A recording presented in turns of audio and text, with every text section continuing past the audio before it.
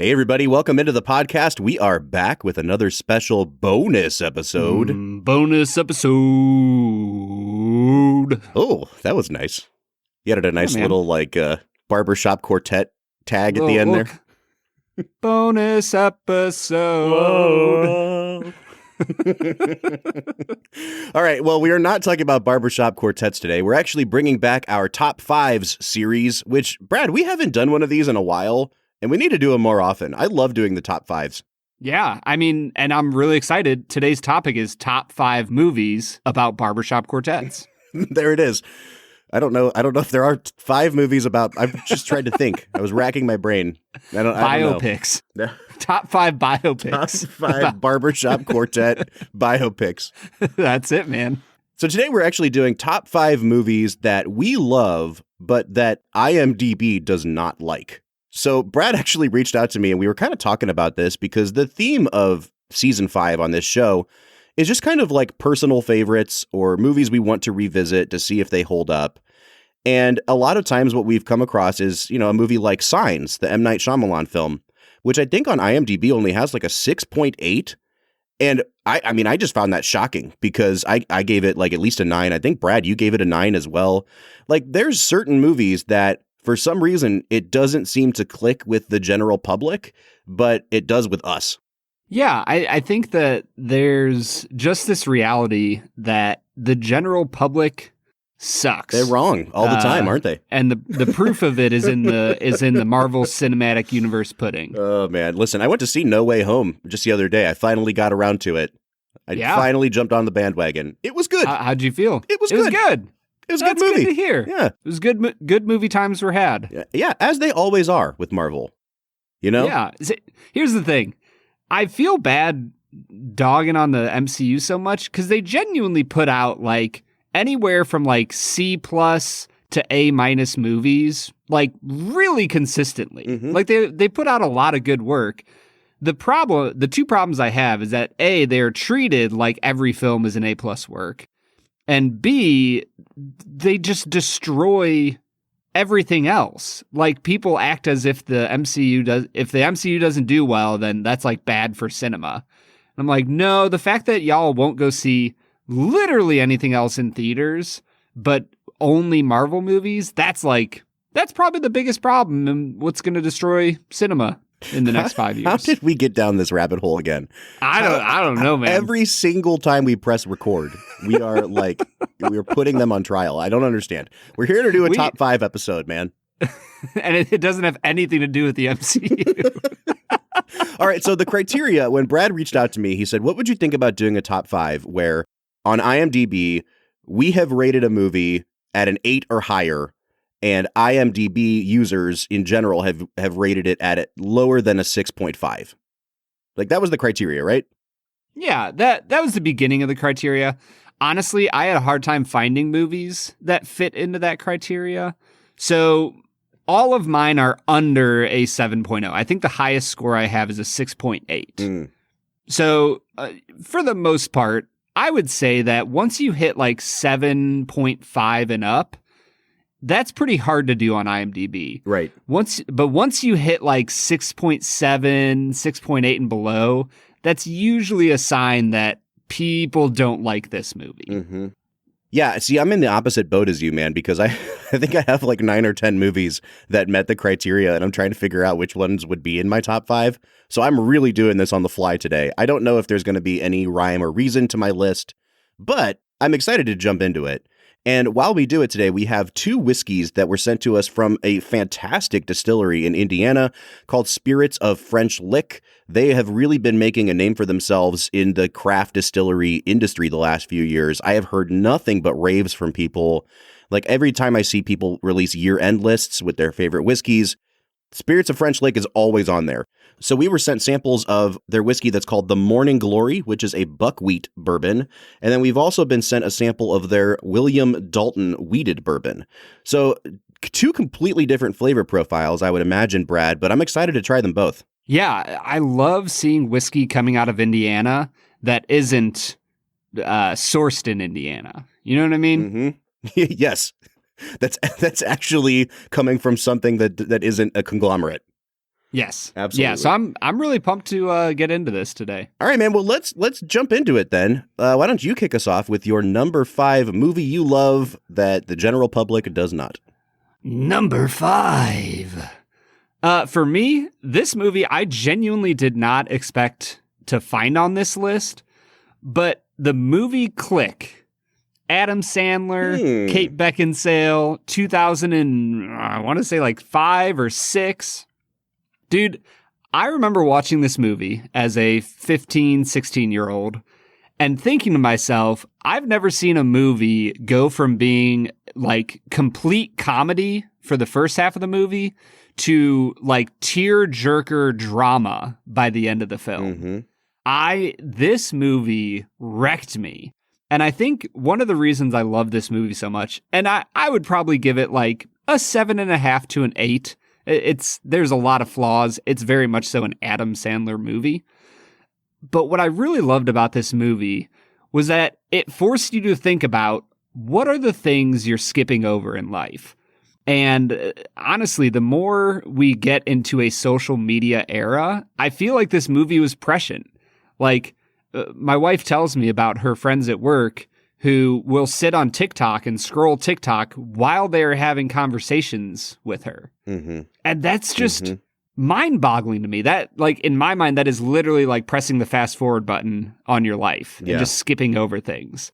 Michael was eagerly awaiting the arrival of his lunch order. Who's that, James Earl Jones? James Earl does a lot of voiceover work. But his anticipation quickly turned to dismay as he realized Alice had brought him a cheeseburger instead of a hamburger as he requested. Cheeseburger? I said a hamburger. She always does this to me. Michael considered demanding that Alice scrape the cheese off, but decided not to, fearing that Alice may spit in or otherwise defile the burger in some manner.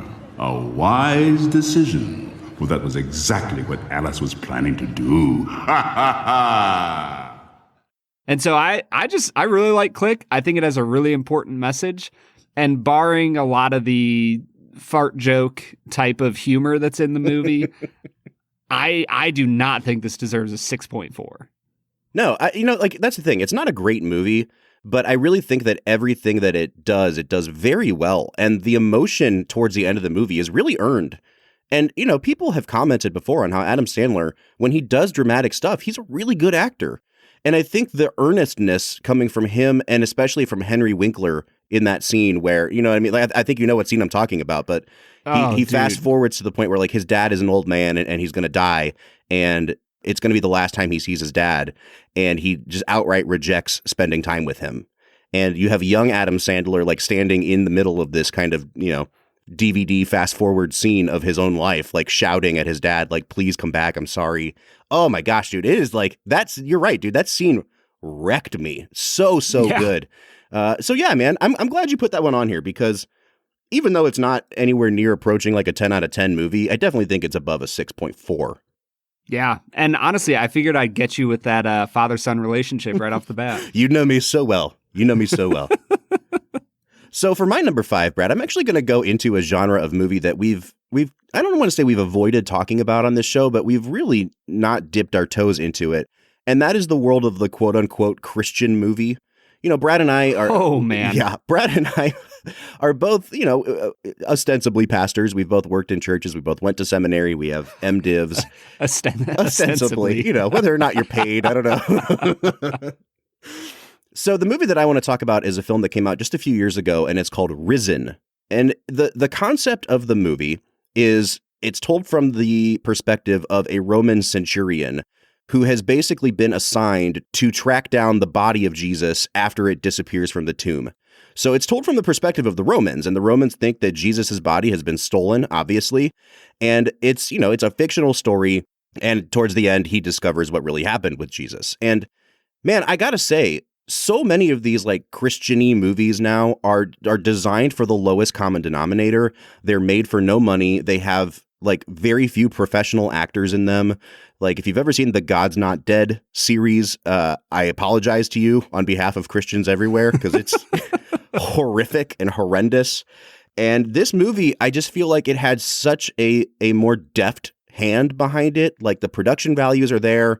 You can tell it's not like the biggest budget movie ever made, but like it has real actors in it, which is a huge plus. And there's a really poignant scene towards the end of the film where that centurion finds Jesus alive again, and watching him kind of walk into this room where Jesus is teaching people, and the reality of what's going on around him setting in. Whether or not you're a Christian, whether or not you believe in any of that, if you're able to even take this story on face value for what it is, the places that the story is going, I thought this was an incredibly rewarding movie. It's one of the very few in that sort of like contemporary Christian movie genres that I really enjoyed. So that's my number 5. It's called Risen. If it makes you feel any better, God Is Not Dead has a 5.0 on IMDb versus the 6.3 that Risen has. There it is, man. Both still failing grades in any class in America, though. But also, I will say, when you described the movie as a Roman centurion trying to find Jesus, I really just now want to see a 1952 like knockoff of film noir and have like this like Roman, a private eye, like private eye who's been hired on the down low by King Herod to like find Jesus.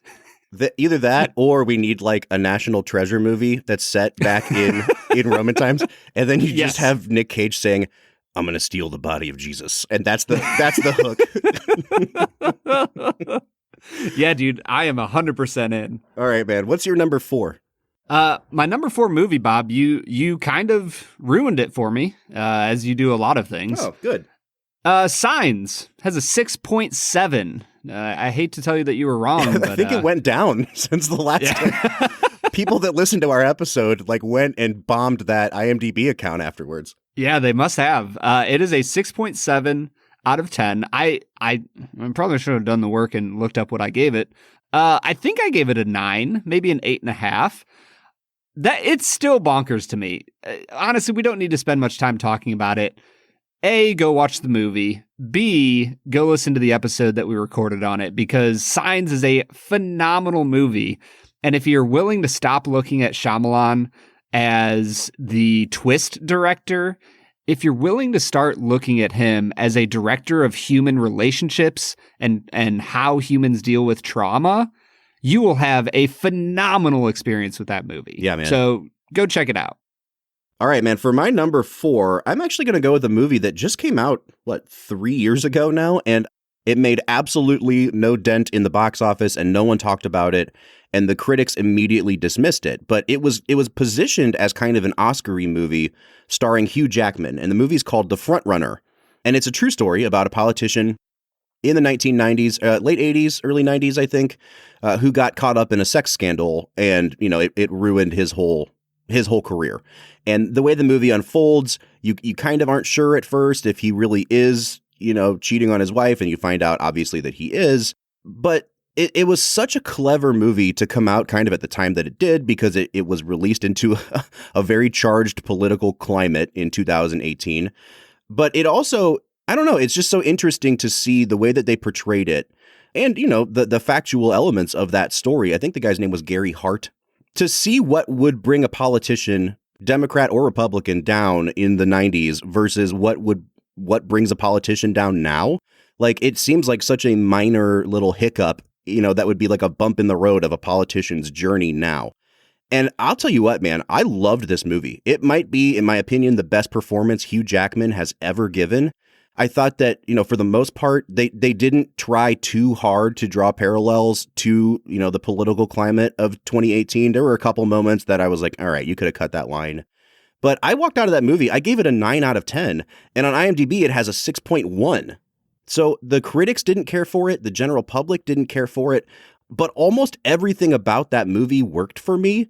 And again, if you're a fan of Hugh Jackman, I think you owe it to yourself just to watch that performance, because it was really, really excellent. Yeah, I think that there is a fascination with tabloid type news that almost leads into this perverse place of like, well, if famous people are having affairs, then, it's okay for us to do it too. Mm. And like you said, after 30, 40 years of that, we're finally at a place where you can get away with so much as a politician, and the general public's like, meh. Right. That's fine. It genuinely makes me think about the the local city councilman from Dexhart from Parks and Rec. Like just Google like best of Councilman Dexhart, because he just exemplifies the parody of a politician who just doesn't give a rip. I love in one episode his whole defense. He goes like, "In my defense, I was really horny." Exactly. So let me ask you this, Brad, before we move into our first whiskey for the day. Have you seen or even heard of either of my first two movies on this list? That would be a negatory, Robert. Oh, okay. I didn't know if you might have heard of Risen because of, we roll in those kind of circles, but I mean, I've heard of the word risen, That's and good. I would relate that to my Lord and Savior Jesus Christ. And I have heard of a front runner before. Usually it refers to somebody who's like in the lead in a race. See, there it is. So, But there's I've a heard of double meaning because it also means someone who is trying to deceive you. And so, Ooh. yeah. Do you get it? Yeah, that's amazing, man. They're so smart. Also, whoever named it should have taken over the subtitle, because the subtitle for the front runner is "The Week America Went Tabloid." That's terrible. That's the worst tagline I've ever heard. It might be the greatest, though. All right, Just man. think about it some more. Let's take a break. Let's try the first of these two whiskeys. Which one do you want to jump into first? The buckwheat bourbon or the wheated bourbon? I mean, let's go for the unique, man. I've never had a buckwheat bourbon. All right, let's get to it. All right, so the first one we're trying today is called the Morning Glory. It's called a Kasha bourbon. And Brad, I have literally just learned that Kasha is what you call buckwheat when it has been toasted. So this is a bourbon that contains all of the essential bourbon ingredients, and it also includes Kasha and then untoasted buckwheat as well. So the mash bill is composed of 66% corn, 12% rye, 16% Kasha, and then 2% buckwheat, 4% malt. So if you consider the Kasha and the untoasted buckwheat two separate grains, then we're dealing with a 5-grain mash bill here, Brad. This is a bottled and bond bourbon, so it's at least 4 years old. This one was actually barreled in 2016. It looks like it was dumped in 2021, so it's 5 years old. And it was aged in number 2 char barrels, coming in at 100 proof, as bottled and bond whiskeys do. Man, this has a beautiful color to it, Brad. Yeah, I mean, you can only say amber in so many different ways, but there's a depth of quality to this, and the legs are just, whew. Yeah. Man, oh man. I mean, this is a beautiful amber whiskey. really is the word, though, because it has this really nice, almost like orangey kind of hue to it. I'm excited to give it a nose and a taste. Brad, why don't you tell me what you're picking up on the nose here? Honestly, you get like a hint of caramel and vanilla, and then you get all sorts of like toasted bread. Not even bread you put in the toaster. I'm talking like a take and bake loaf of bread that you put in your oven, and it comes out fresh, and you bake it just a little too long so the crust is nice and crunchy. Like, that's the kind of bread I'm thinking about here. I really love this nose. Yeah, for me, I think that the rye and the malt really come out on this. Like, it doesn't smell like a young whiskey, but it has this kind of, I don't know, there's a graininess to it that is clearly not corn. You know what I mean? And I don't want to call like the malt and the rye like sour grains, because that's not what I'm getting here. There's just an earthiness to this one that it doesn't smell like a typical bourbon. And I actually just took a sip of it as well, Brad. And I get the rye, I get the malt. I don't really know what Kasha tastes like. So like, I don't know if some of this kind of sweeter nuttiness is coming from the corn or if it's coming from the buckwheat. But this reminds me of a whiskey we had about a year ago on the podcast from the Laws Company out in Colorado. We also did one with Old Elk on that episode. And one of those companies had a high malt bourbon. This really reminds me of that, Brad. Yeah,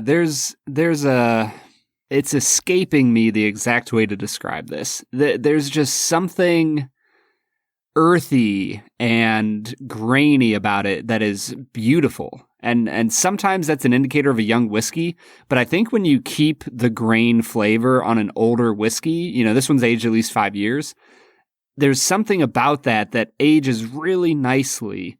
And I love this stuff, man. And it's always nice when we get something that is kind of outside the norm or like out of the regular wheelhouse of, a whiskey category. And this is that for sure. This is really unique. Yeah, something that friend of show Scott Sauer has often said is like, once you've drank enough classic bourbons, you've kind of drank them all. Mm-hmm. And so at a certain point, you just start looking for unique, interesting flavor profiles. And Spirit of French Lick has done it here.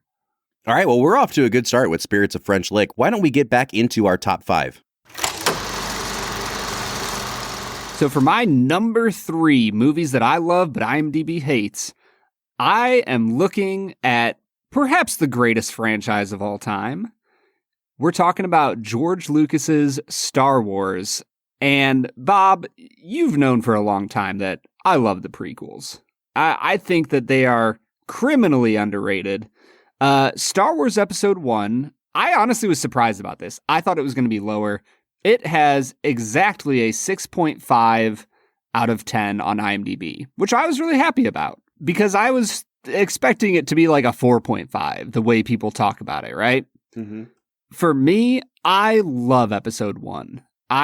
Even going back and watching it now as an adult, I think that there is so much to enjoy about the world building that Lucas does.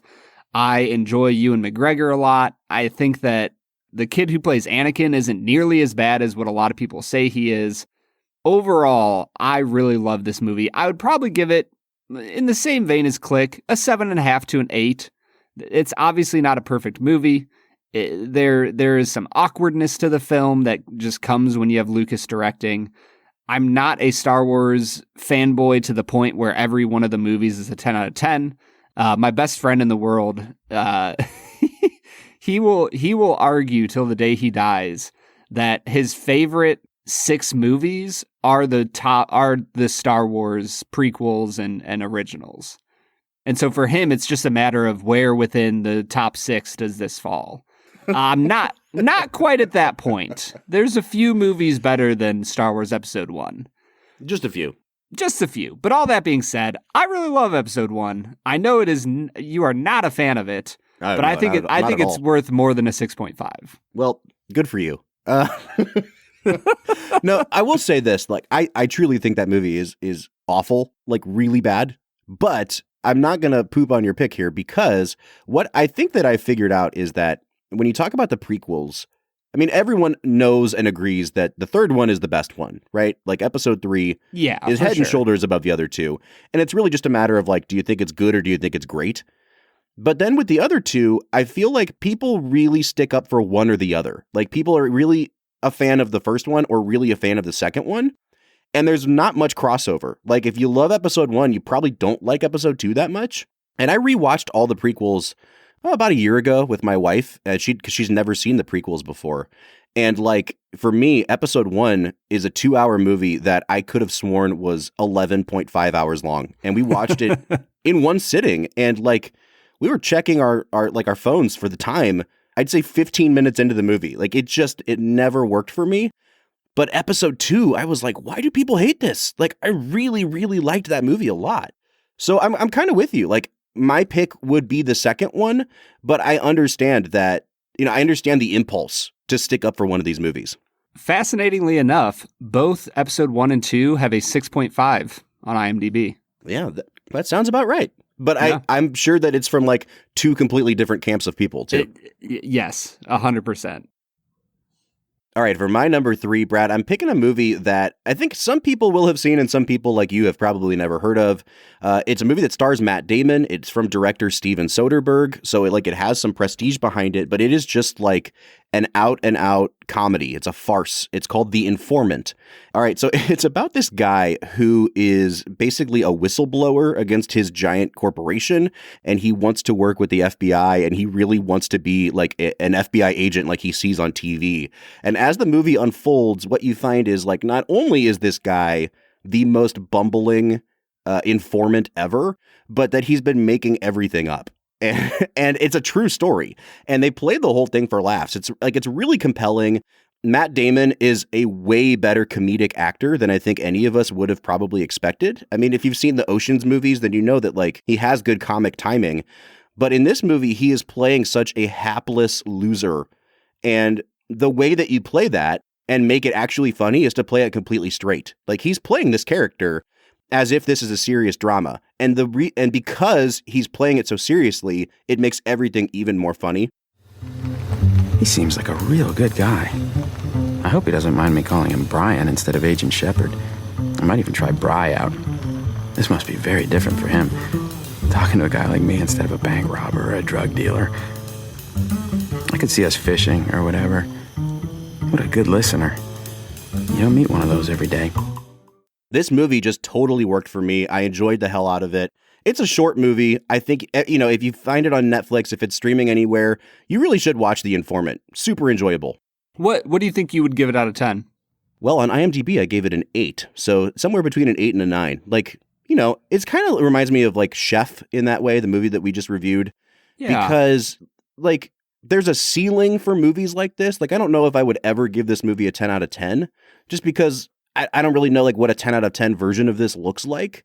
But in terms of like sheer enjoyment, like as an 8.5, it's a great movie. It feels like there's a limit that just an enjoyable movie can hit, right? Like there's something about a movie that in order to give it a 10 out of 10, it has to really like move you personally or challenge what you thought cinema could do or something along those lines. Whereas something like this, it's just entertaining. It's just funny and a good time. And the most it could ever get is like an 8, 8.5. All right, man. Let's move into our number 2 picks. You're on board. You're up to bat, Brad. You're up to. Hopefully, I knock this one out of the park, Shonny. Yeah. Bob, my number 2 movie is Tree of Life. Oh, nice. Terrence Malick knocked this one out of the park, to continue the baseball metaphor. Hey. Dude, this movie is wildly good. It has a 6.8 on IMDb, which out of all of my top 5, this one I understand the most.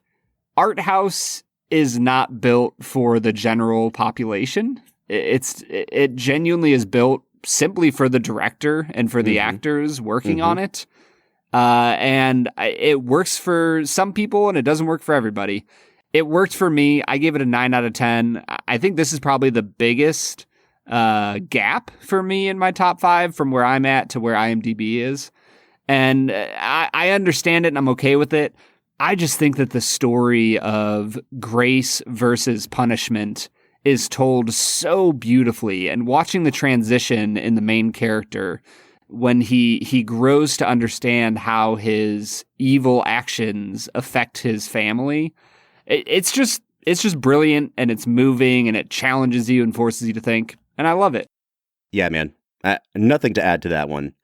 For my number 2, I'm going to really steer us into territory that we don't go into on this podcast, and that is like the outright horror movie. I don't watch a ton of horror movies. Brad, I know you don't really watch any horror movies. I feel like I can handle some, and then others are just too kind of traumatic for me to watch. I'm going to talk about a movie that came out in 2007, and it's called Paranormal Activity. Now, this movie spawned 4,000 sequels that all suck. However, the original Paranormal Activity is so fucking good. Like, Brad, this movie, I made the mistake of thinking like, yeah, I'm going to turn on this movie at 2:00 in the morning. I was bored one night and I watched this movie by myself in a dark room at 2 a.m. And that was one of the worst mistakes I've ever made, because I feel like this movie really kind of kickstarted or re-kickstarted the found footage genre that was kind of popularized by the Blair Witch Project. And the whole conceit of this movie is just like, these people have cameras set up in their house because they think that there's something going on. And you just watch like really eerie things happen. And then the end of the movie happens and it's like, yep, that I should have seen that coming. But what I loved about this movie, because it is such a shoestring budget, most of what's really scary is what you don't see. Like when a character leaves the frame, you're like, what's going on out there? Because you might hear something and it is infinitely more terrifying than if you saw some like cheap CGI thing on screen. This movie scared me down to my bones. And I think, again, it's because they leave so much up to your imagination. One of the scariest movies I've ever seen. I tell everyone that I talk to about it, and I get so many eye rolls because horror fans hate Paranormal Activity. I don't understand why. I think this is like a prime example of how to take no budget and make an independent movie and just like make the hell out of it. It's a great movie. It scared the hell out of me. It's my number 2 pick. Dude, all I got to say is I'm not watching it. Won't do it. You can't make me. I get it, man. Honestly, I watched a movie on Netflix a month or two ago, and it was a similar situation. I was like kind of tired, but not quite going to bed. It was like, I don't know, 10:30 or 11.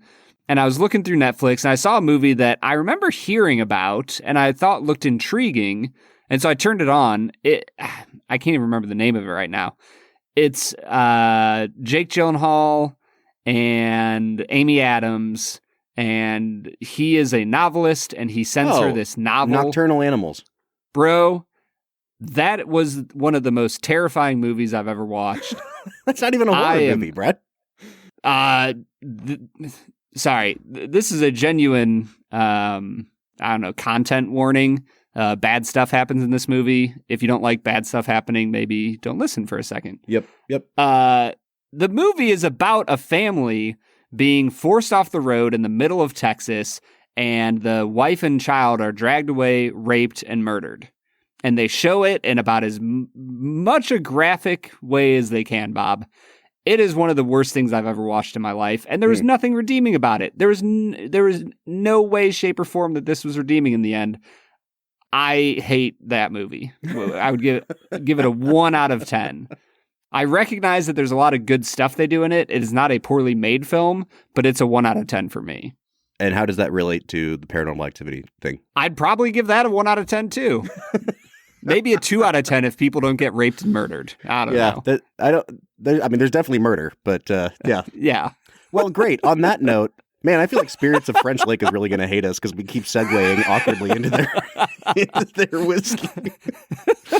In other news, drink good whiskey. Let's take a break. Let's try this second Spirits of French Lake whiskey. What do you say? Let's do it, Bob.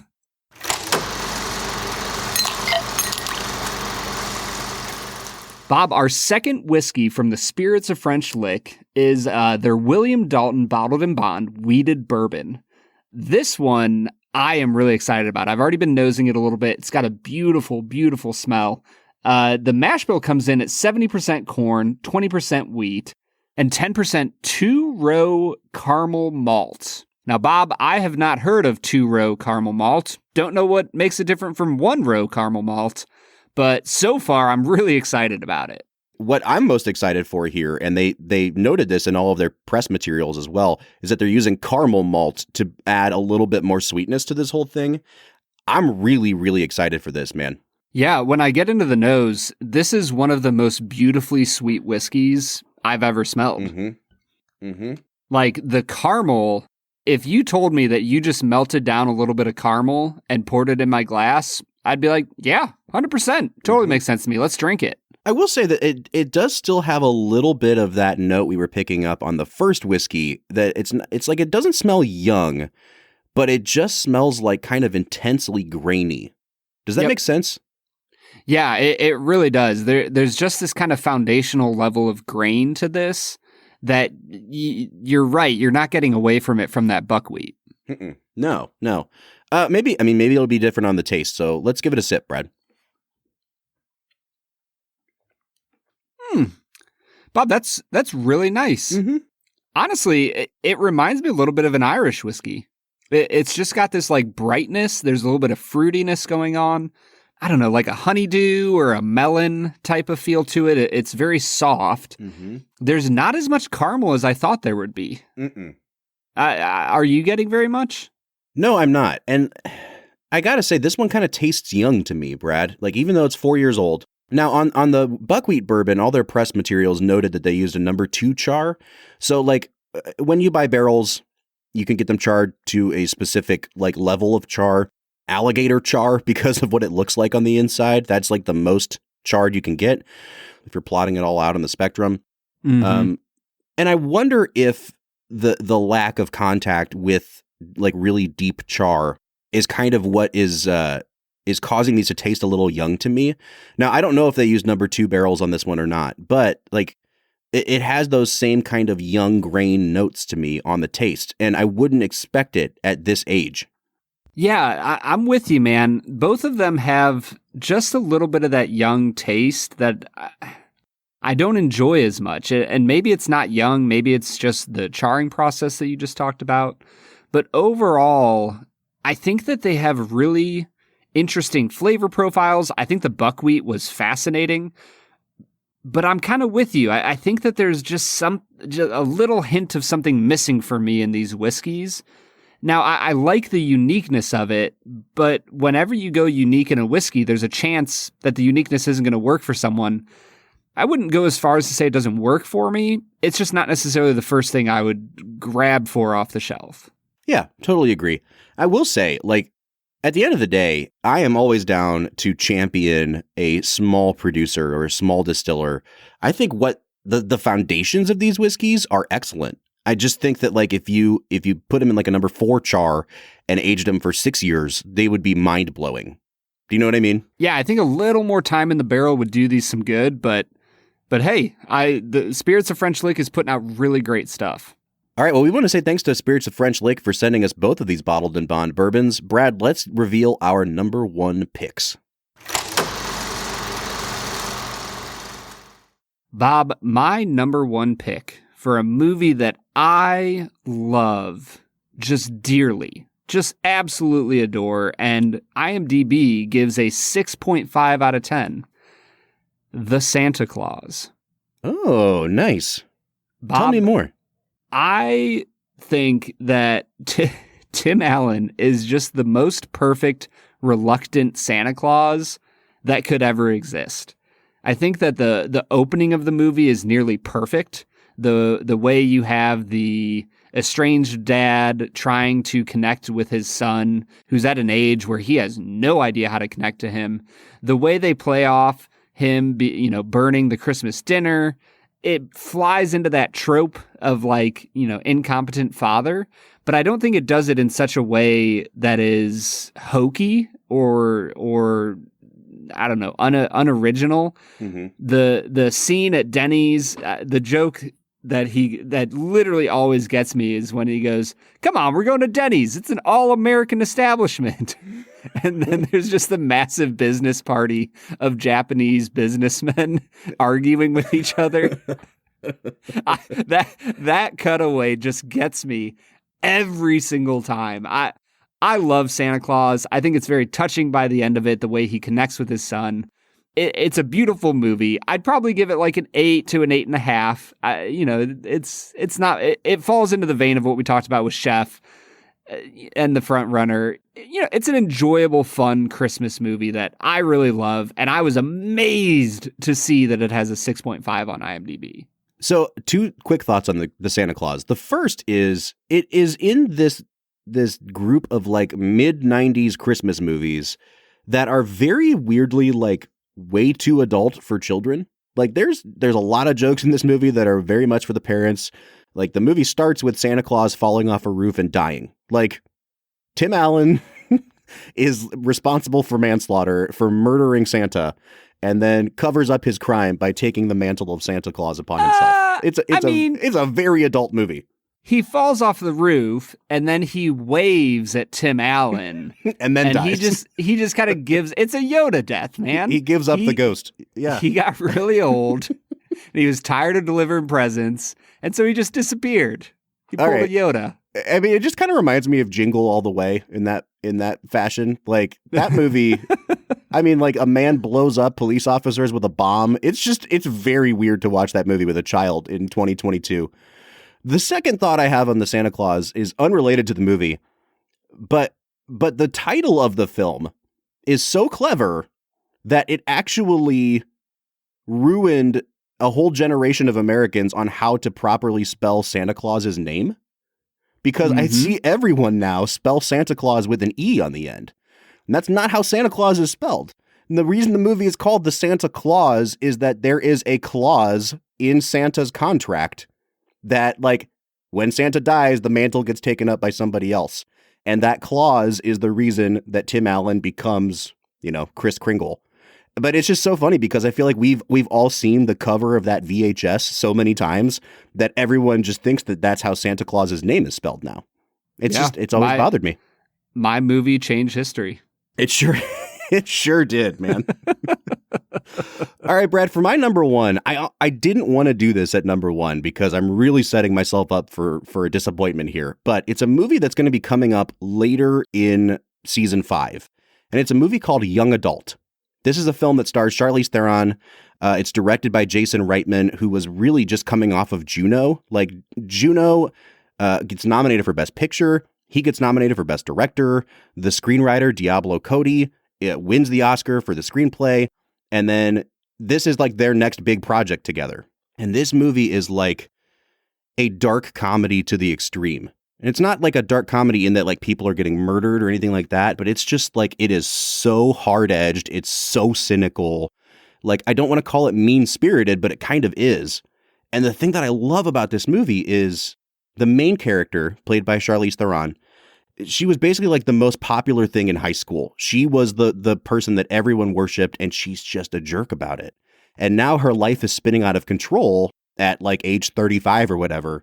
And she moves back to her hometown and doesn't realize that everyone kind of knows that her life is spinning out of control and is trying to reestablish herself as like hot shit and ruins a bunch of people's lives in the process. But her character reminds me so much of Scarlett O'Hara. And when we talked about Gone with the Wind, one of the things we mentioned was like, what is the character arc for Scarlett O'Hara? Like, she gets everything she wants. Does she even change at the end of the movie?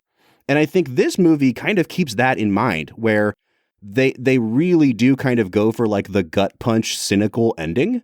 And I love it for it. I'm super excited for you to watch this movie, Brad. It's a 10 out of 10 movie for me. At least it has been when I watched it in the past. It is not a 10 out of 10 on IMDb. And I can't wait to hear what you think, because I really feel like you could go either way on this movie. Yeah, the way you've described it, I'm intrigued and interested. But it feels like a common enough trope that I'm worried that it actually isn't good and you're just crazy. Oh, all right, cool. Well, I guess we'll find out. So that's my number one movie, and that's my little tease for down the road in season 5 when we get around to Young Adult. Well, Bob, we've had a blast today. I love these top 5 lists. We should try to get back to them more often. But for now, we will be back next Monday with another regularly scheduled episode. Thank you guys for joining us. We have had an absolute blast. If you want to join the conversation, talk about your top 5s that you love that IMDb just doesn't like for some reason, check us out on our Instagram, Facebook, and the hellhole that is Twitter @FilmWhiskey. Or you can find our Discord server. There is a link in every one of our show notes. Please hop on our Discord. We're on there all the time talking about these kind of things. We'd love to see you there. And guys, I will say, if you are a Patreon member, this might be one of the most fun episodes you've ever listened to.